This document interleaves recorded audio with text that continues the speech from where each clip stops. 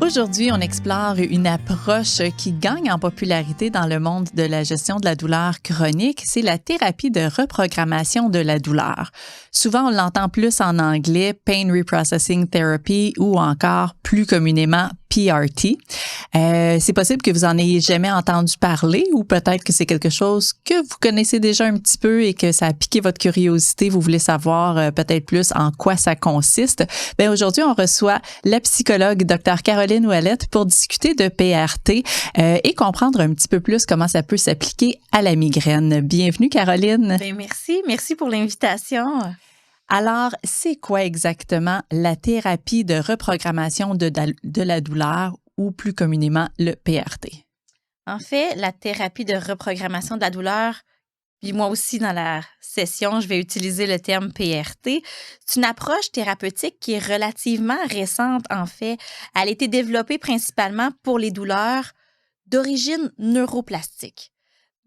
Là, Caroline, j'aimerais que tu nous expliques c'est quoi la douleur neuroplastique parce que c'est peut-être pas tout le monde qui est familier avec ce terme-là. En fait, on s'est aperçu que plus ça fait longtemps qu'on vit avec de la douleur, le corps se sensibilise, c'est-à-dire que l'information se rend au cerveau beaucoup plus rapidement. Donc, on appelle ça de la sensibilisation centrale. Donc, le système nerveux devient plus réactif à ce qui pourrait provoquer la douleur puis aux sensations qu'on ressent.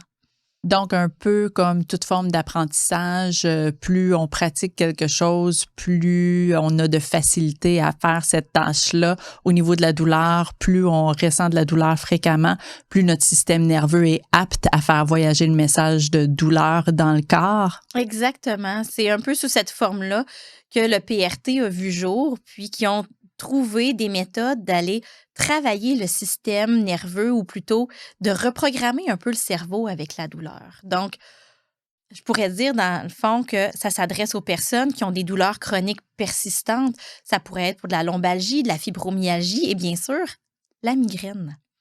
Puis, bon, il y a plusieurs approches déjà qui existent en gestion de la douleur. Le PRT est différent de quelle façon des autres approches qu'on connaît déjà? Qu'est-ce qui apporte de plus? Mais en fait, souvent, les approches, ils vont être pour une douleur qui est présente. Donc, on a présentement de la douleur, on va mettre une modalité antalgique. On va aller en physiothérapie, on va utiliser divers types de relaxation, par exemple. Et ça va avoir un effet dans le maintenant, mais on ne travaillera pas nécessairement le message que le cerveau envoie. Alors que dans le PRT, on va travailler vraiment le message qui est envoyé au corps. Puis, plus concrètement, comment ça peut s'appliquer à la migraine, le PRT? Bien, en fait, on s'est aperçu qu'au niveau de la migraine, on pouvait avoir de la douleur qui était persistante.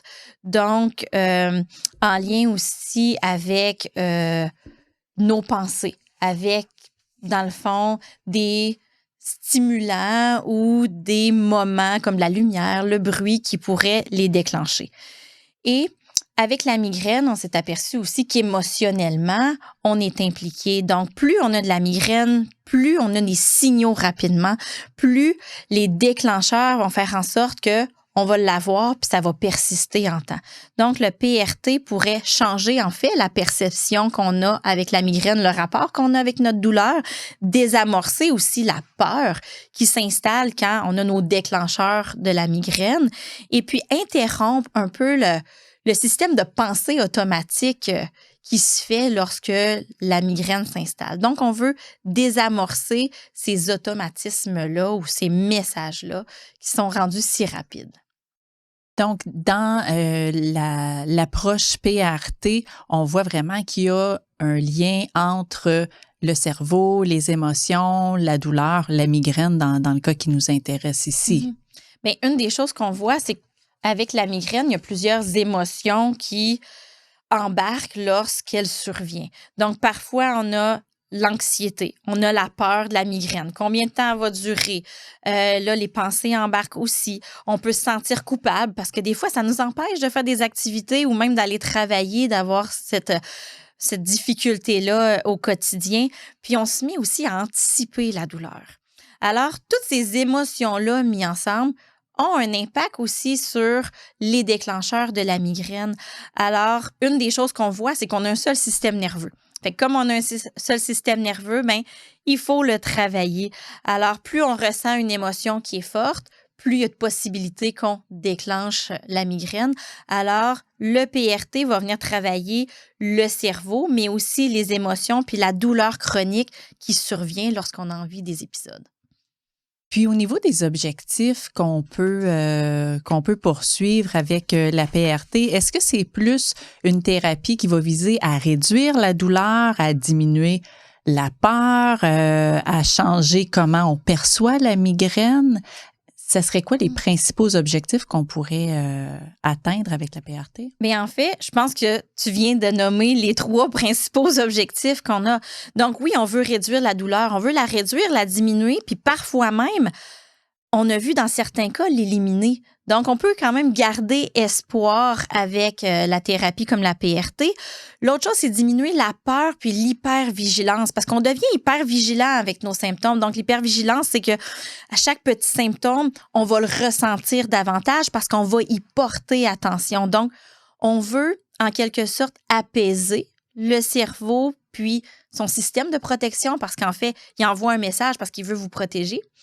Puis aussi, changer notre rapport à la migraine, donc briser les associations que le cerveau a fait avec des fois la douleur, certains mouvements ou même certaines émotions qu'on ressent. Donc, je pense qu'une chose qui est, je trouve importante, c'est, comment je pourrais dire, réactiver la confiance dans son corps. Je pense que des fois, on perd un peu confiance quand on a beaucoup de douleur, qu'on a des capacités réparatrices.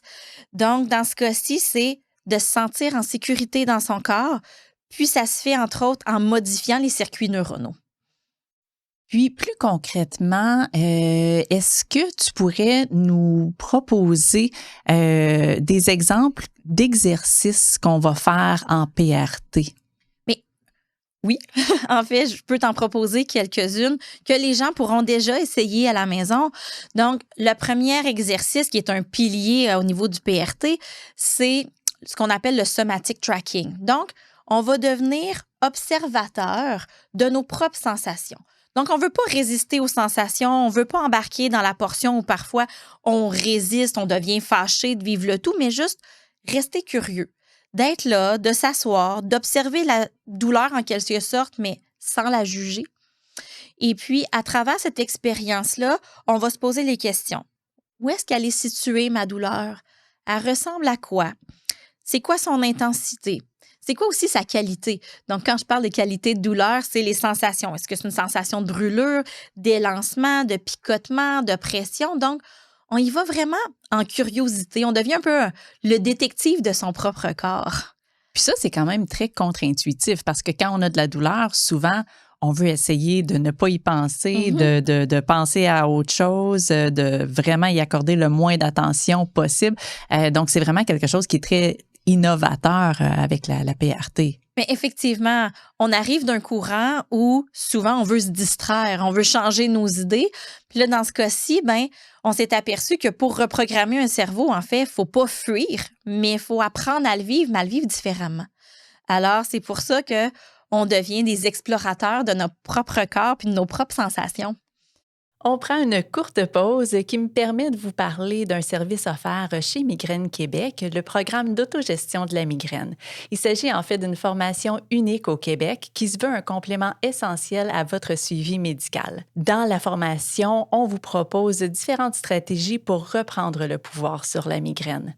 En tant que co-autrice du programme d'autogestion de la migraine, je peux vous assurer qu'on a choisi les informations les plus pertinentes pour vous et que tout a été démontré scientifiquement pour que ce soit bien efficace pour avoir une meilleure gestion de la migraine. Ce programme est offert 100% en ligne. Vous trouverez tous les détails au www.migrainequebec.org et profitez du code promo BALADO10.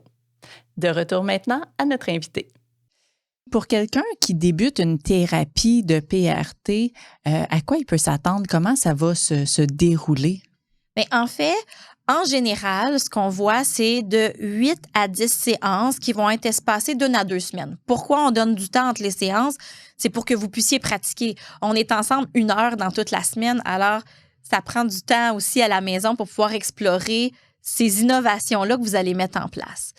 Et puis, on va faire une évaluation. Bien sûr, on fait une évaluation pour voir s'il y a une composante neuroplastique dans votre douleur, s'assurer aussi que médicalement, il y a eu une prise en charge, puis que ça se passe relativement bien dans vos traitements si vous voyez d'autres thérapeutes. Et puis, à travers le PRT, on va faire des exercices. On va faire des exercices comme celui que je viens de vous proposer.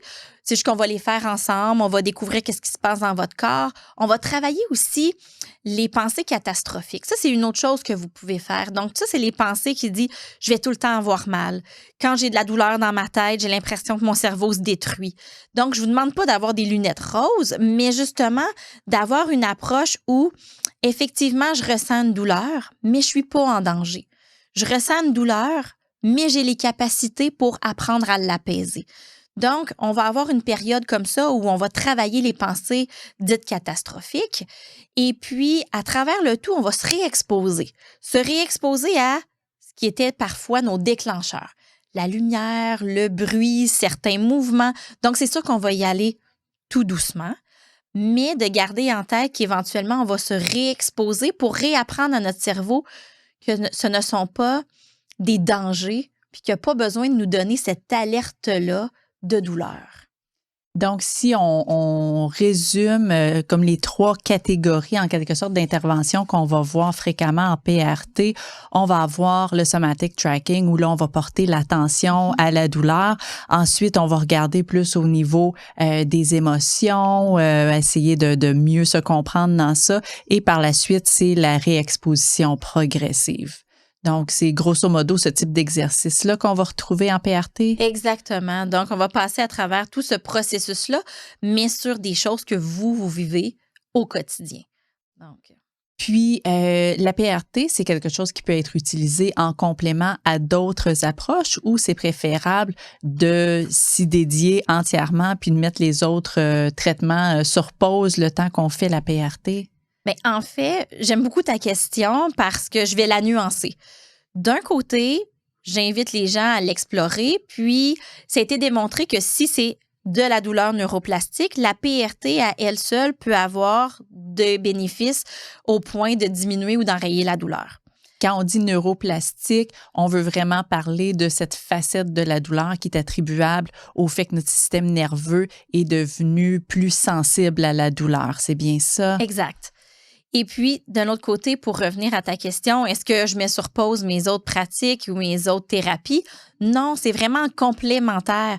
Ils vont pas interagir de façon négative avec ce qui se passe. Donc, si vous avez des suivis médicaux, vous avez d'autres types de douleurs chroniques, que vous avez fait de la physio parce qu'on veut pas perdre la mobilité ou renforcer certaines difficultés que vous vivez, ou même si vous avez d'autres psychothérapies pour gérer l'anxiété, gérer divers traumas peut-être que vous avez vécu, mais la PRT peut travailler en collaboration avec vos autres thérapies. Donc, il n'est pas nécessaire de mettre les autres sur pause pour utiliser le Pain Reprocessing Therapy. Puis, la PRT, c'est quelque chose, on l'a dit en entrée de jeu, qui est plutôt récente. Est-ce qu'on a quand même certaines études qui ont été faites sur cette approche-là? Oui. En fait, je vais l'amener sur les migraines. Sur les migraines, il y en a une qui est en préparation. Donc, elle n'est pas commencée encore. Elle était aux États-Unis par les pairs du PRT. Donc, pour ce côté-là, il n'y a pas de publication en migraine, mais ils ont fait une recherche, la publication en date de 2021-2022, où ils ont pris plus de 150 personnes qui avaient de la douleur lombaire, puis ils ont fait 3 différents groupes. Donc, un groupe qui recevait que du Pain Reprocessing Therapy, un deuxième groupe qui était un placebo ouvert, donc ils savaient qu'ils étaient dans un groupe placebo, et puis un troisième groupe qui avait leur thérapie de façon usuelle, ils continuaient ce qu'ils faisaient.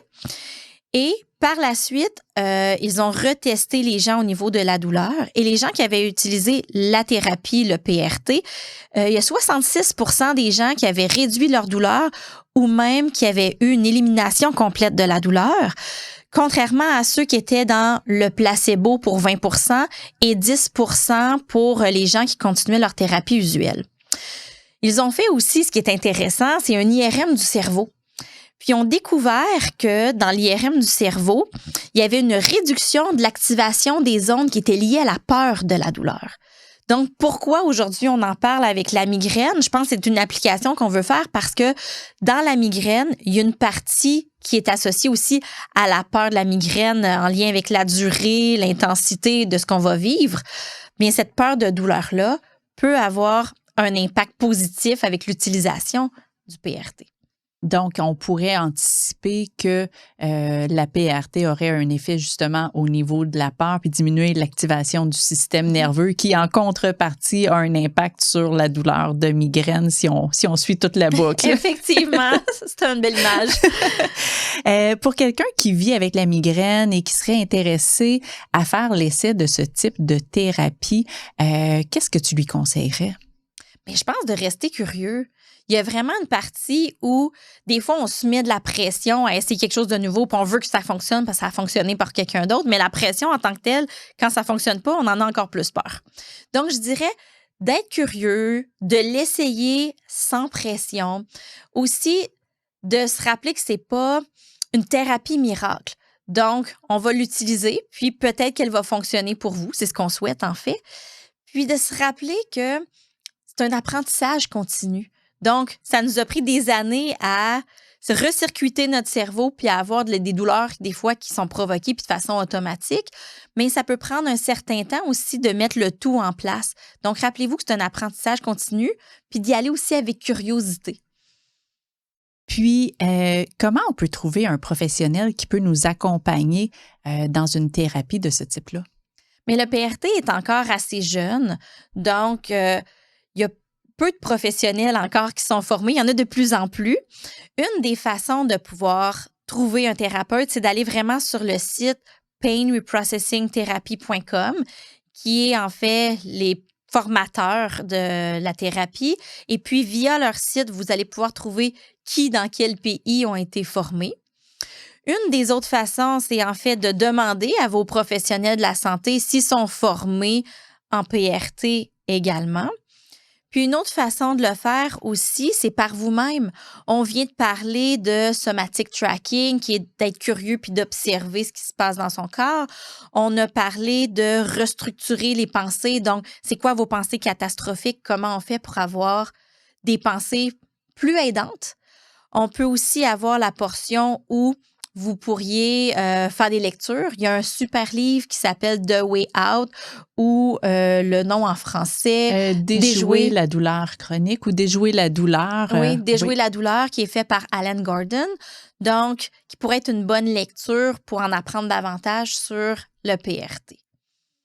On a brièvement abordé le thème de neuroplasticité aujourd'hui. On a parlé un petit peu de santé mentale aussi. À ce sujet-là, je vous invite à écouter les épisodes qui portent plus spécifiquement sur ces sujets qui vont vous aider à comprendre un petit peu plus sur la neuroplasticité et la santé mentale et leur rôle en lien avec la migraine. Merci beaucoup, Caroline, d'avoir été avec nous aujourd'hui pour nous aider à mieux comprendre cette nouvelle approche avec la thérapie de reprogrammation de la douleur, le Pain Reprocessing Therapy. Merci pour l'invitation.